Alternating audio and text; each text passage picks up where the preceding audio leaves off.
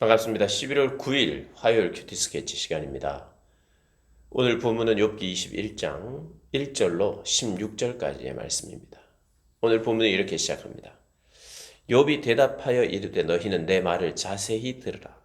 이것이 너희의 위로가 될 것이다. 예, 오늘 본문은 욥의 대답입니다. 욥이 친구들에게 이렇게 이야기를 하죠. 내 말을 자세히 들으라. 참고 기다렸다가 좀 말해달라. 이것이 너희의 위로가 될 것이다. 이것이 나에게 위로가 된다. 너희가 해줄 수 있는 위로가 있다면 그것은 내 말을 잘 들어주는 것이다. 내 말을 듣고 좀 자세히 듣고 이야기를 해달라.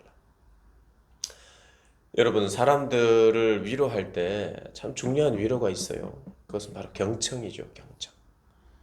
잘 들어주는 것만으로도 큰 위로가 됩니다. 지금 욥이 친구들에게 그 이야기를 하고 있어요. 3절에 나를 용납하여 말하게 하라. 나를 용납하게 말하게. 나를 용납하여 말하게 하라. 이 말이 이제 나를 좀 들어봐라. 또 좀 참아달라. 네가 하고 싶은 말이 있겠지만 먼저 나를 좀 용납해달라. 내 이야기를 좀 들어달라. 참아달라. 기다려달라. 이런 의미죠. 그리고 나서 너희가 내 말을 듣고 나서 조롱해도 늦지 않다. 이렇게 이야기를 합니다. 그러면서 자신이 하는 이 원망이 사람을 향하는 원망이 아니라고 말해요. 너희들을 향한 원망이 아니다. 너희들에게 일정한 정도의 섭섭함은 있다. 왜냐하면 잘 듣지 않고 정죄를 계속해서 하니까 도움이 안 된다. 재난을 주는 위로자다. 이렇게 이야기를 했잖아요. 그렇지만 나의 원망이 너희를 향한 것은 아니다. 사람을 향한 것이 아니다. 나의 조급함은 하나님 때문이다. 하나님의 침묵, 하나님의 침묵. 이걸 어떻게 해야 될지, 이 일이 왜 왔는지, 왜 내가 당해야 되는지, 내가 왜 이걸 겪고 이렇게 힘들게 살아야 하는지, 내가 무엇을 잘못했기에 지금 하나님을 향한 그런 항변이죠. 그러면서 친구들에게 5절부터 13절까지 악인들의 잘됨을 이야기합니다. 악인들이 이렇게 잘 된다. 너희도 말했지. 악인들이 잘 된다고. 그러나 악인의 그 잘됨은 일시적이라고 말했지. 맞다. 나도 그걸 안다. 일시적이다. 그런데 굉장히 영구적인 것 같은 사람들도 눈에 보인다. 너희들도 놀랄 것이다. 내 이야기를 들으면. 하면서 이제 오늘 본문이 이야기해요. 내가 기억하기만 하여도 불안하고 두려움이 내 몸을 잡는구나. 7절에 어찌하여 악인이 생존하고 장수하며 악인이 오래 산다는 거예요. 일시적이지 않다는 거죠. 오래 살고 세력이 점점 강해진다는 거예요. 8절에 그들의 후손이 앞에서 그들과 함께 굳세게 서고, 후손은 잘 안 돼야 되는데, 악인은 잠깐이어야 되는데 악인이 길어요. 그의 인생에 장수하고 그의 후손도 잘 되고 있어요. 그 후손도 함께 굳세어진대요. 자손들이 그들의 목전에서 그러하도다. 이렇게 이야기합니다. 그리고 그들의 집안은 평안하고 두려움이 없대요. 그들에게는 두려움이라는 것은 낯선 단어가 됩니다. 어른도 그렇고 아이도 그렇고 뭐 두렵지 않아요. 세상이 두렵지 않아요. 자기의 재물은 그냥 늘어가고요. 재물이 늘어가는데 문제가 없어요. 막힘이 없고 어려움이 없어요. 그들은 좌절이 뭔가, 뭐가 좌절인가? 이렇게 이야기를 합니다. 왜 사람이 조급하게 살아야 돼? 이렇게 이야기를 하면서 산다는 거죠. 그들이 평안하고 그들의 두려움도 없는데 하나님의 매가 그들 위에 임하지도 않는다요. 하나님의 심판도 없어 보인다는 거예요. 그들의 수소는 새끼를 빼고 그들의 암소는 낙태하는 일이 없다. 새끼를 잘 낳는다는 거예요. 동물들도 잘 낳고 동물들의 그 가축들도 늘어나고 자녀들은 춤을 추며 소고와 수금으로 노래하고 피리 불고 즐기고 그들의 날은 행복하다는 겁니다. 13절까지 보니 행복하다. 그리고 죽는 것도 고통 없이 뭐 고통이 있어도 잠깐 고통스러워하다가 빨리 죽는다는 거예요. 잠깐 사이에 스월에 내려간다.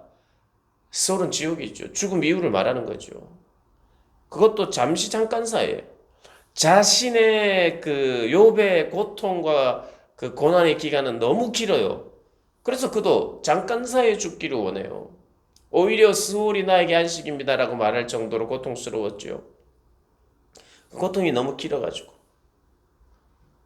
그런데 악인은 대조적으로, 자기와 대조적으로 잠깐 사이의 스올에 내려간다.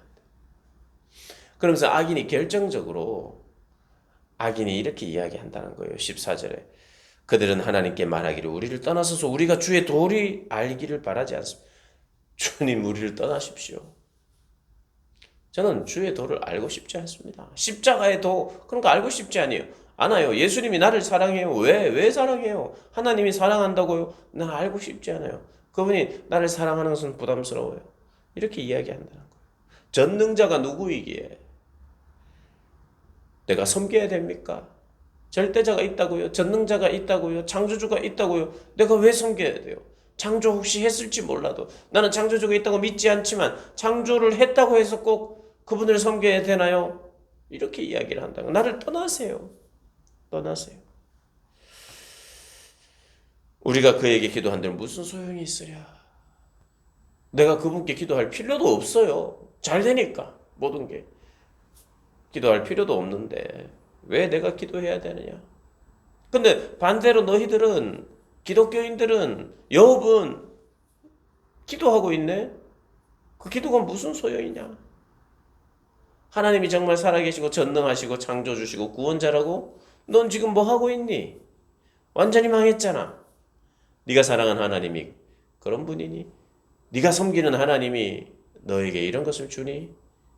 그분이 통치자야? 그분의 전능자야? 그분이 창조주야? 창조하셨다면 이렇게 하면 안 되지. 라고 그렇게 이야기를 한다는 거예요. 하나님 필요도 없고 하나님을 두려워하지도 않고 심판도 두려워하지도 않고 그렇게 하나님도 조롱하고 믿는 의인들도 조롱한다는 거예요. 이런 상황입니다. 어쩌면 이 세상을 살아가는 믿는 자들을 향한 세상의 조롱일 수도 있어요. 간접적으로 혹은 직접적으로 우리의 신앙의 생활, 경건의 생활에 대해서 조롱하는 자들이 있습니다. 말씀을 묵상하고 그렇게 기도하고 그렇게 신앙생활을 하는데 무슨 소용이 있나? 라고 말하는 사람들.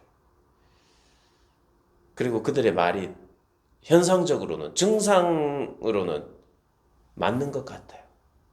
하나님의 응답은 더딥니다. 침묵하고 계세요. 기도가 소용이 없는 것 같아요. 그리고 나는 완전히 망했는데 악인들은 잘 되고 있어요. 그런 상황에서 많은 사람들이 신앙을 포기합니다. 기도를 포기합니다. 그런데 오늘 욥은 16절에 이렇게 이야기합니다. 그러나 그들의 행복이 그들의 손에 있지 않다. 그들이 쥐고 그들이 보관하고 그들이 붙잡고만 있으면 그게 유지되는 것이 아니다. 그리고 나는 악인들의 계획과는 멀다. 나는 여전히 나의 경건의 자리, 기도의 자리, 하나님을 전능자라고 말하는 자리, 그 자리에 있을 것이다. 나는 의인의 길을 꾸준히 갈 것이다. 나는 오늘도 믿음으로 살 것이다. 나는 믿음을 선택할 것이다. 하나님의 약속을 붙들 것이다. 내가 하나님의 지금 통치하고 있는 하나님의 그 통치의 방식을 다 알지는 못해도 그러나 나는 악인을 부러워하지 않을 것이고 경건을 지킬 것이다.